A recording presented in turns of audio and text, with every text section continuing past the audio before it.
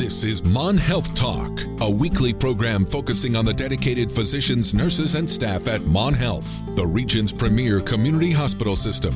People with skillful hands and bright minds using state-of-the-art technology. We don't just practice medicine, we care for people like family. That's why at Mon Health you can feel the difference. Once again, welcome to this edition of Mon Health Talk. Mon Health Talk for this Monday as we start a brand new week. Thanks for joining us. I'm Kyle Wiggs. We're joined on the show this morning by Kendra Unger, manager of cardiopulmonary and sleep services at Mon Preston and Memorial Hospital, and also Michelle Bell-McIntyre. She's a sleep lab office coordinator at Preston Memorial Hospital Sleep Center. And ladies, good morning. Thanks for coming on. Good morning. Good morning. We appreciate your time. Let's start with you, Kendra. Your background, where are you from, and what drew you to the Mon Health Systems? Well, I was born and raised in Preston County. I grew up in Arthurdale. I graduated from Fairmont State in 2008 with my degree in respiratory therapy. And Fairmont State at that time was offering a new respiratory therapy program. So I applied and was accepted and decided to go with that. And I chose to be with Mon Health because it was close to home for me, and I enjoy caring for the people in my community. Mm-hmm. Right there in your home county. Same question for you, Michelle. I also was born and raised here in Preston County. I moved to Myrtle Beach, South Carolina in 1997. I was able to get a job in a sleep center down there where I was able to get on-the-job training. I worked for 7 years as a sleep tech, and then I sat for my boards in 2005 where I became a registered polysomnographic technologist. And there was a job opening here at home 7 years ago, and so I packed up and I moved back home so I could be here and help service my community as well. Outstanding. Again, both of you working out of Preston Memorial Hospital. Well, we brought you on to talk about common sleep disorders. So let's start by defining that. Kendra, do you want to take that? What exactly falls under the classification of a sleep disorder?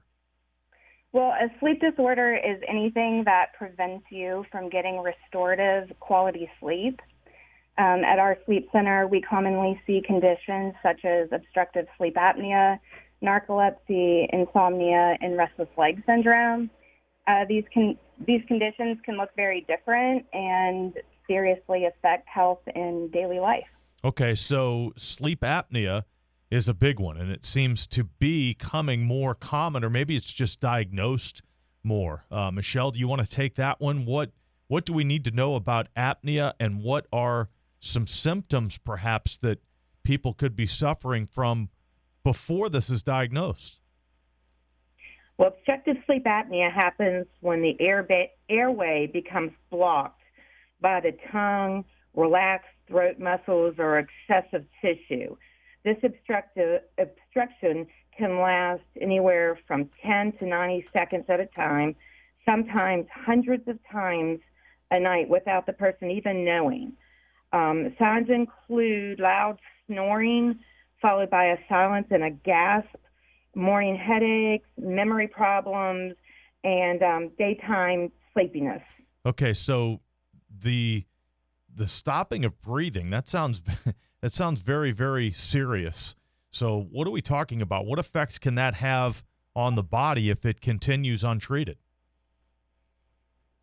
Sleep apnea can include the risk of high blood pressure, irregular heartbeat, heart disease and stroke. Daytime sleepiness can also lead to accidents or lower productivity. Okay. So, again, let's talk about the process of treatment for sleep apnea. That's your area of expertise, both of you. We're with, again, Kendra Unger, manager of cardiopulmonary and sleep services at Mon Preston Memorial Hospital, and Michelle Bell-McIntyre, sleep lab office coordinator. Okay, so someone is exhibiting these symptoms and they come to you, how does the process start? How do you determine exactly what the problem is and how it can be treated? Treatment depends on the severity. Options include CPAP therapy, dental appliances, weight loss, positional therapy like sleeping on your side, medications, or in some cases, surgery to widen the airway. Okay, we've all heard about CPAP and we've all seen the commercials, I would imagine, and obviously a lot of people really, really rely on these devices. So can you explain what that is, the CPAP, and how exactly it works? So CPAP stands for continuous positive air pressure. And what it does, it basically is positive air pressure blown into the airway through the nose or the nose and mouth. And it holds the airway open, not allowing it to fall closed for an obstruction. Each person will more than likely need a different pressure. Everybody is specific to their own self. And that's why once a patient is diagnosed with obstructive sleep apnea, we bring them back into the sleep lab to do what we call a CPAP titration study.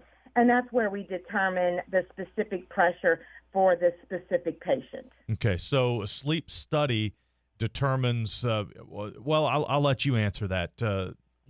When someone comes in for a sleep study, which was generally overnight, right? What are you looking for? What are the type of things that can be diagnosed? So we can either do an in-lab study or an at-home sleep study. That home sleep study is primarily for just diagnosing patients. It's a very good screening tool, and it is just a study that patients put on so we can monitor their breathing, their heart rate, their oxygen level, and that allows us to see if their airway is closing and if they have obstructive sleep apnea. When we bring a patient into the lab, we put a lot of different leads and probes and things on the patient, which allows us to see much more. And that is also for diagnostic purposes. And it just gives us a lot more information, and we can diagnose a lot more and different sleep disorders by watching them here in the sleep center. Okay. What types of benefits have you seen? Let's say someone comes in and does the sleep study. They're diagnosed with sleep apnea. They get the CPAP machine. It works for them, and then they're better. It helps them. What kind of benefits have you seen people who are getting better sleep with the CPAP treatment? Well, of course, it reduces the risk of heart disease and stroke, and those are things that the patient usually does not actually feel. But for the patients that use it, that feel like they don't need a nap any longer during the day, they have where they can stay up and watch a movie at nighttime.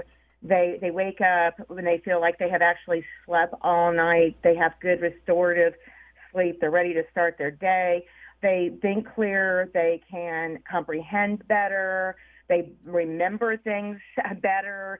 Overall, it's just a positive result for the patients. We do have patients where their blood pressure issues decrease, diabetes improves. It's kind of endless in all the positive things that can be result out of using the CPAP. Okay.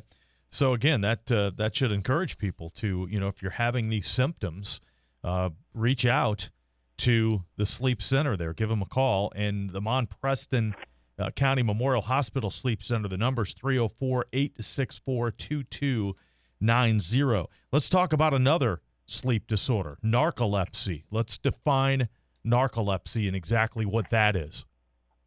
Narcolepsy is a nervous system disorder where the brain doesn't regulate REM sleep properly.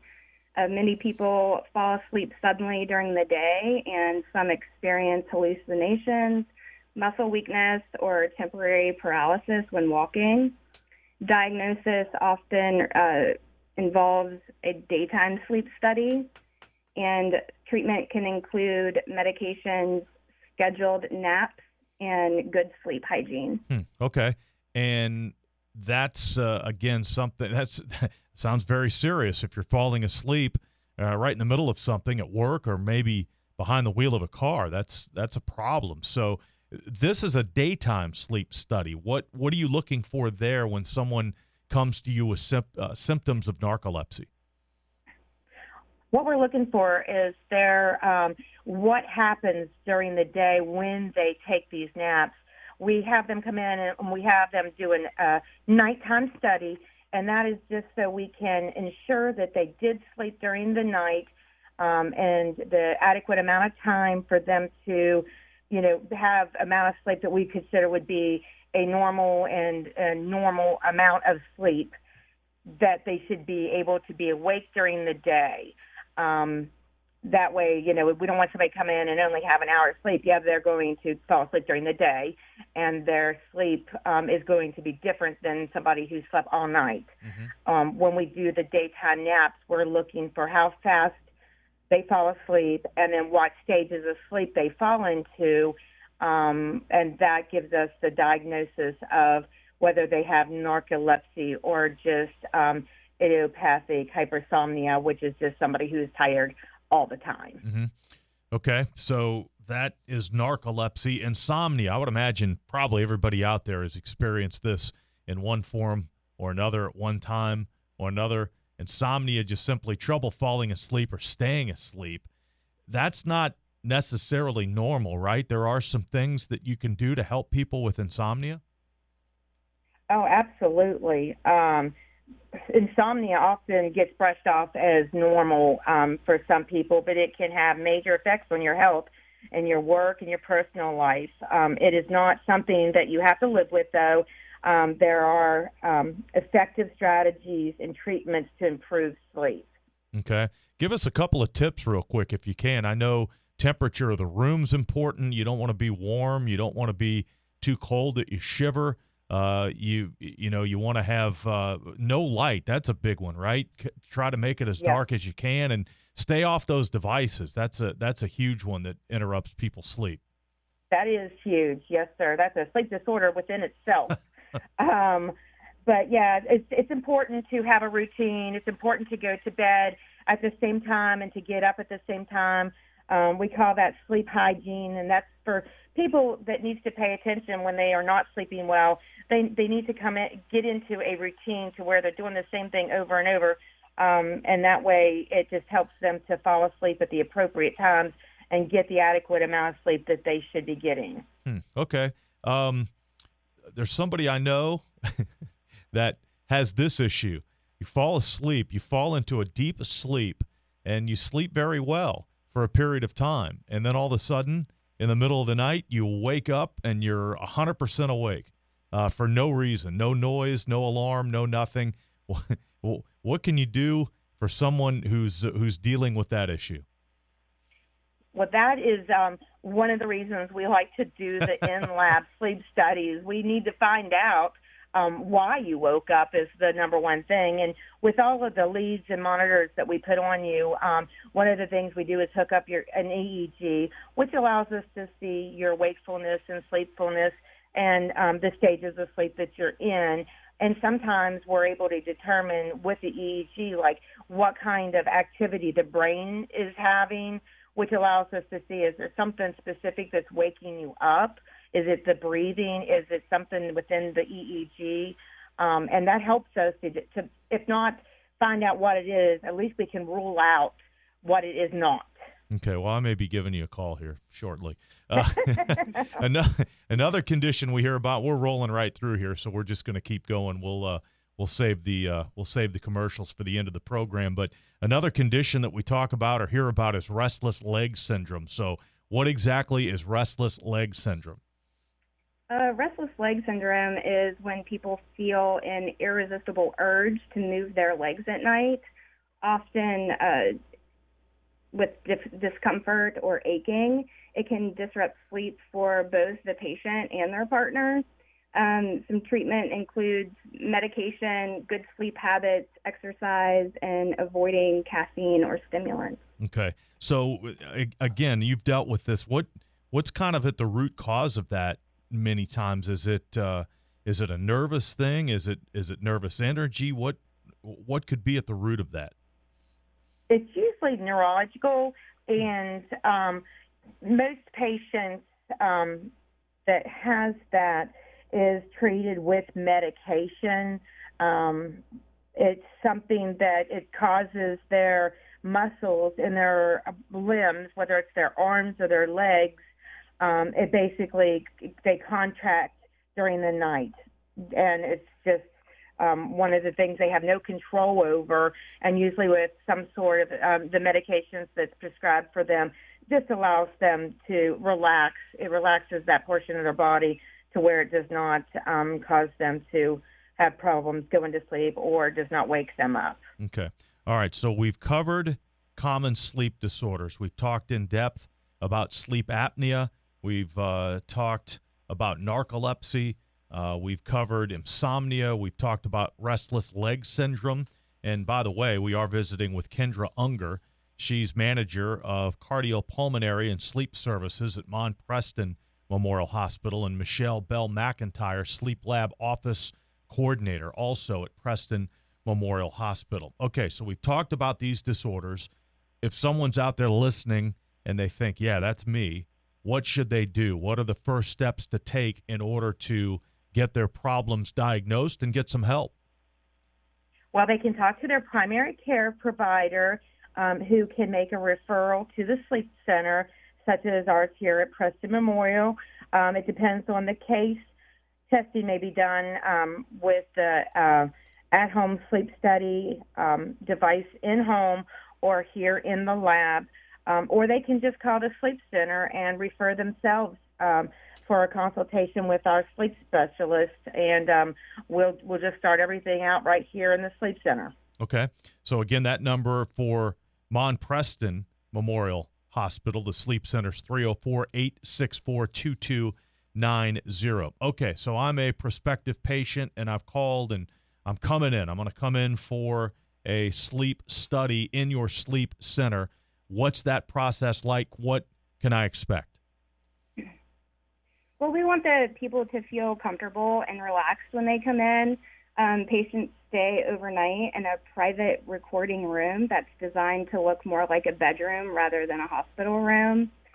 Before bedtime, the technician places small sensors on the body to measure brain waves, breathing patterns, oxygen level, heart rhythm, and muscle activity.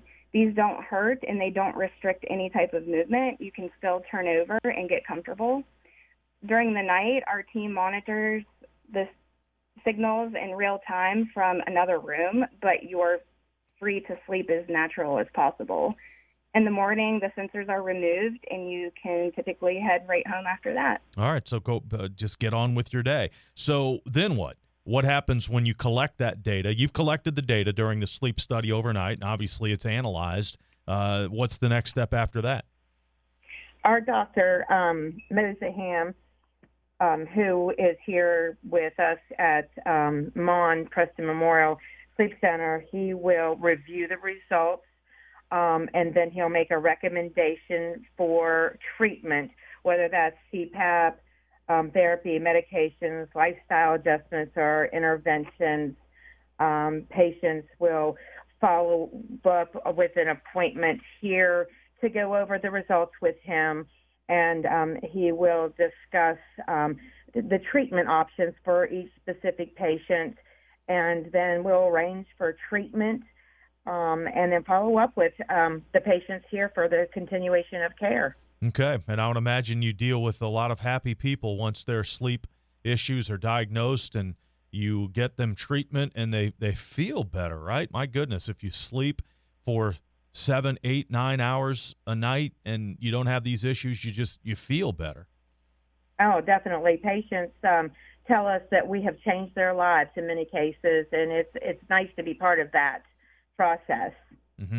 Okay, so again, to reassure the patients, the sleep center comfortable and also highly informative. So again, they can help you with your issues. Anything to add? We got about 30 seconds left.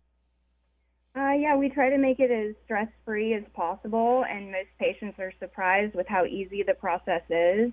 The information we gather during a sleep study is incredibly valuable for diagnosing and treating sleep disorders effectively. We encourage all listeners to talk with their primary care provider to see if the sleep center visit would benefit them. All right. And again, that Preston County Memorial Hospital Sleep Center, 304-864-2290. Well, this was great. We got a lot of good information out there. We appreciate your time. Kendra Unger and Michelle Bell-McIntyre, both at Preston Memorial Hospital. Again, great information. Thanks for your time this morning. Thank you. Thank you. All right. That is Mon Health Talk for this Monday. Thanks for listening on WAJR.